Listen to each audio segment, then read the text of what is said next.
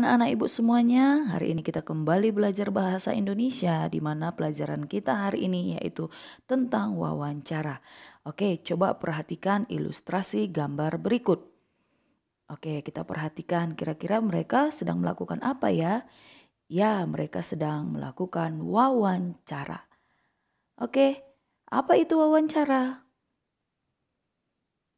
Wawancara merupakan kegiatan tanya jawab yang dilakukan untuk memperoleh informasi secara rinci tentang suatu hal atau peristiwa. Oke, di dalam wawancara itu ada orang yang mewawancarai, itu disebut pewawancara. Kemudian ada orang yang diwawancarai, itu disebut sebagai narasumber.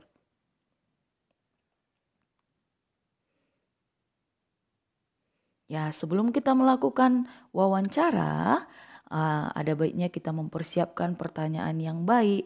Ya, misalkan seperti kita sesuaikan topiknya, kemudian bahasa yang benar. Selanjutnya diawali dengan apa, siapa, di mana, kapan, mengapa, dan bagaimana.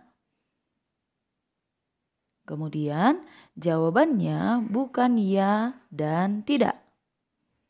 Kemudian kita menggali lebih banyak informasi. Selanjutnya pertanyaan fokus atau tepat sasaran.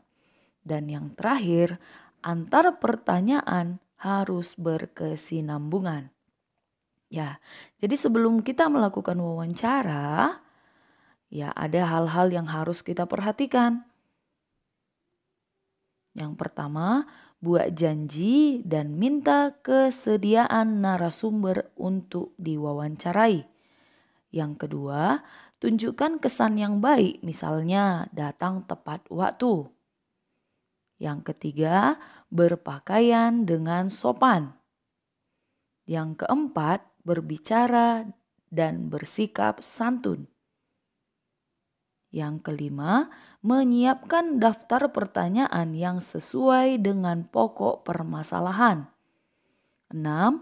Pertanyaan yang baik mengandung unsur adik simba. Apa itu? Apa, di mana, kapan, siapa, mengapa, dan bagaimana.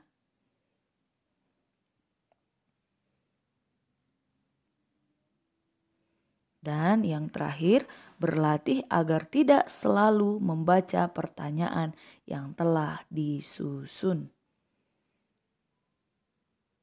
Oke, ketika sedang melakukan wawancara, ada hal-hal yang harus kita perhatikan lagi. Yang pertama, perkenalkan diri sebelum wawancara. Kemudian sampaikan tujuan wawancara. Yang ketiga, mulai wawancara dengan pertanyaan yang ringan. 4. Cairkan suasana dengan menanyakan tentang kegemaran narasumber. Jika suasana sudah cair, baru hubungkan dengan persoalan yang menjadi topik wawancara. 5. Sebutkan nama narasumber dengan lengkap. Yang keenam, bawa buku catatan, alat tulis, atau alat perekam saat melakukan wawancara. 7. Dengarkan pendapat dan informasi dari narasumber. Ya, jadi ketika sedang melakukan wawancara, yang perlu kita perhatikan lagi yang 8 yaitu hindari memotong ucapan narasumber agar keterangan tidak terputus. 9. Hindari minta pengulangan jawaban dari narasumber. 10. Hindari pertanyaan yang berbelit-belit. 11. Hormati petunjuk narasumber. 12. Hindari pertanyaan yang menyinggung dan menyudutkan narasumber. 13. Mampu mengambil kesimpulan dan tidak semua jawaban dicatat. Kemudian, sikap yang penting setelah melakukan wawancara. Oke? Yang pertama, mohon diri. Itu sama artinya pamit. Kemudian ucapkan terima kasih karena narasumber sudah bersedia memberikan waktu ataupun memberikan informasi kepada kita. Kemudian yang ketiga, sampaikan permohonan maaf jika selama wawancara ada hal yang kurang berkenan. Demikian pelajaran kita hari ini, semoga bermanfaat bagi anak-anak kami semuanya ya. Tetap semangat dan jaga kesehatan.